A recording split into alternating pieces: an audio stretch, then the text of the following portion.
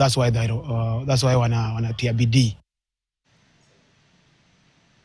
Haya, washikadau wa shule za kibinafsi sasa wanaitaka serikali kuharakisha ujenzi wa vituo vya kisasa vya michezo kote nchini kwa kuzingatia zaidi maeneo yaliyotengwa nchini. Wito huu ulitolewa katika siku ya michezo ya shule ya Milkbook International.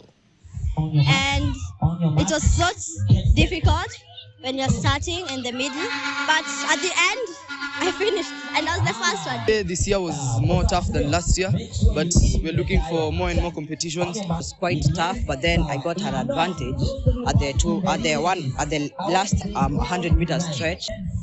And that's what sports is really about. Not just medals or trophies, but discipline and resilience. Tuko na trophies nyingi, lakini wakati huu tunataka pia kupata trophies kwenye athletics. Umeona vile wanafunzi wetu wameweza kufanya vizuri, so tunaendelea pale. Tunataka pia kupata trophies katika soka, tucheze hadi nje kwa sababu vipaji vinalipa. Zamani hatungefikiria tungekuwa na such a big football competition hapa Kenya. Hawa ni watoto ambao pia wameleshwa hapa Kenya, wamepata hiyo opportunity. Unaona sasa wengine wameenda paka ma teams za Liverpool na outside of Kenya